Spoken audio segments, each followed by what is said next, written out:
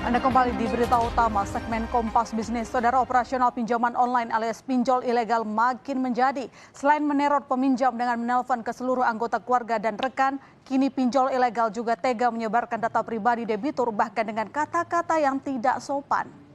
Cuma hitungan menit Pak, sebar. Ini bos, kalau data udah diproses kayak gini bos, mau kayak gini, dikirim ke semua kontak. Yang terbaru, sebuah video diduga berhubungan dengan pinjol beredar luas di Twitter. Dalam video berdurasi 23 detik tersebut menunjukkan aktivitas penagih mengancam menyebarkan data pribadi nasabah ke banyak pihak melalui WhatsApp.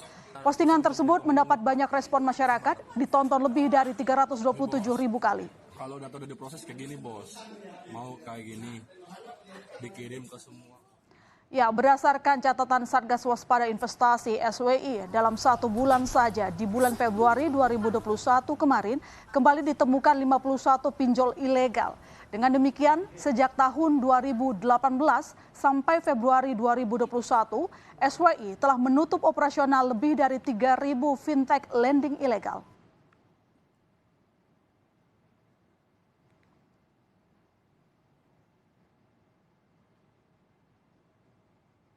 Ya, ribuan pinjol sudah ditutup, tapi operasional pinjol masih gampang ditemui. Mengapa pinjol ilegal tumbuh subur di Indonesia? Kita tanyakan kepada Ketua Satgas Waspada Investasi Tongam L. Tobing. Selamat malam, Pak Tongam. Selamat malam. Pak Tongam, ini lagi dan lagi kita membahas soal pinjol ilegal. Udah 3 ribuan yang ditutup operasionalnya sejak tahun 2018, tapi sampai sekarang mereka makin ganas. Ini kenapa kira-kira? Apa kitanya yang kurang ganas memberantasnya? Ya, pertama-tama ingin kami sampaikan ciri-ciri fintech lending ilegal. Yang pertama adalah tidak terdaftar di OJK.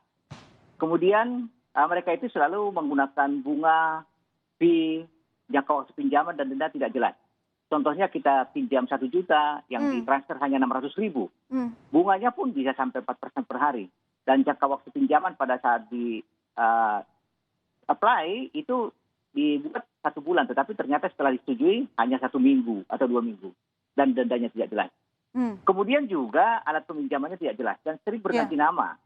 Dan media yang digunakan saat ini sudah merambah ke media sosial, baik melalui SMS atau media sosial lainnya. Tidak hanya pada Google Play Store lagi. Nah, ciri yang utama dari fintech lending ilegal ini adalah selalu mereka meminta seluruh kontak yang ada di HP dan data di HP diizinkan untuk diakses. Nah, masyarakat peminjam tidak sadar bahwa dengan memberikan izin mengakses semua data dan kontak di HP, justru akan menjadi malapetaka bagi dia pada saat tidak mampu membayar hutangnya. Dia akan dipermalukan di dalam satu grup yang mencakup semua nama yang ada di kontak HP-nya. Nah, selain peminjam, juga semua nama-nama yang ada di kontak HP peminjam juga jadi kena sasaran penagihan. Misalnya si A meminjam pada fintech lending ilegal, nomor telepon kita ada di HP si A, maka pelaku akan menagih juga ke kita. Bahwa kita katanya sebagai penjamin dan harus bertanggung jawab, si A merampok kami dan dia mempunyai utang pada kami. Nah, ini mempermalukan sekali. Nah, tata cara penagihan ini memang harus diproses hukum. Kami sangat mengharapkan para masyarakat kita yang terkena intimidasi, teror, dan perbuatan tidak menyenangkan dari pelaku ini agar segera melapor ke kepolisian. Tetapi juga di sisi lain kami sangat mengharapkan masyarakat kita agar tidak sembarangan memberikan akses data atau kontak HP kepada para pelaku ini. Karena inilah yang menjadi masalah. Sehingga semua nama-nama yang ada di kontak di HP menjadi tahu mengenai hutang debitur atau peminjam ini. Nah, ciri lainnya juga yang dilakukan oleh fintech lending ilegal ini pada saat para peminjam tidak mampu membayar, contohnya dalam 2 minggu tidak mampu membayar, mereka menawarkan solusi pura-pura baik. Jadi mereka menawarkan lagi top up pada fintech lending yang lain. Kemudian mereka memberikan pinjaman. Kemudian berulang-ulang seperti itu dan akhirnya pernah ada suatu ibu mengadu pada kami mempunyai pinjaman pada 147 fintech lending. Dia melakukan pinjaman itu sebenarnya yang dinikmati hanya 600.000. Tetapi karena bergulung terus akhirnya sampai ratusan juta. Nah, ini dia lakukan dengan gali lubang tutup lubang. Iya, saya juga pernah melakukan peliputan itu, Pak. Banyak yang akhirnya terjebak atau mulai ketagihan juga gitu. Lantas, selain tadi memberikan ciri-ciri, apa langkah yang bisa kita edukasi ke masyarakat soal data keuangan ini? Kan sebenarnya kalau di perbankan juga minta data kita ya.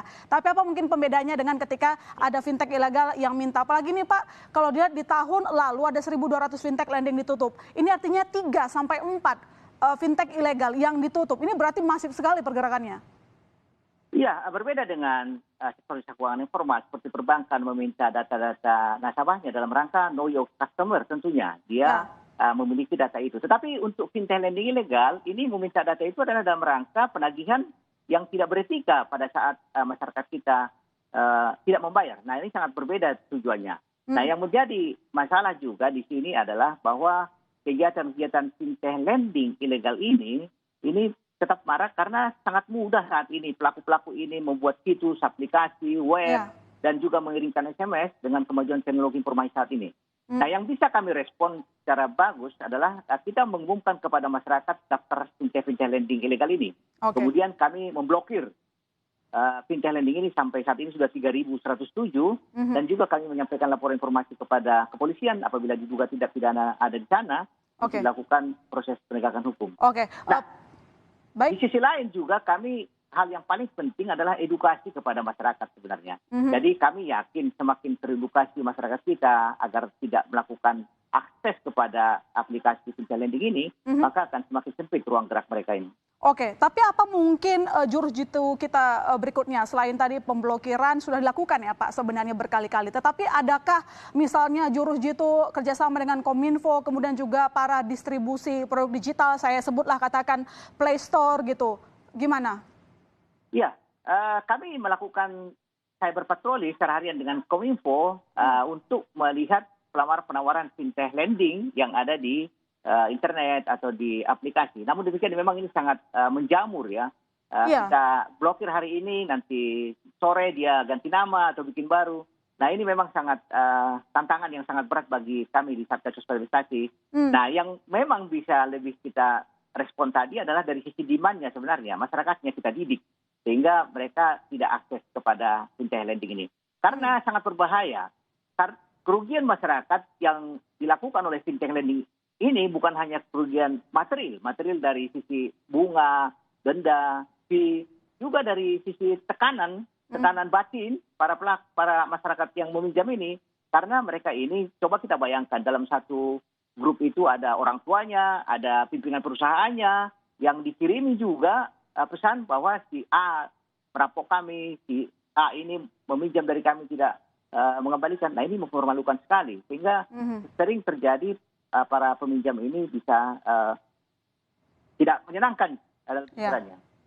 Baik, terima kasih Pak Tongam telah berdiskusi berita utama saat ini. Kami berharap supaya pemberantasan dari pinjol ilegal dapat segera dibersihkan benar-benar. Apapun itu mungkin sekarang masih edukasi, tetapi kita harapkan ada terobosan lainnya karena banyak juga yang akhirnya terpaksa jual ginjal waktu itu ada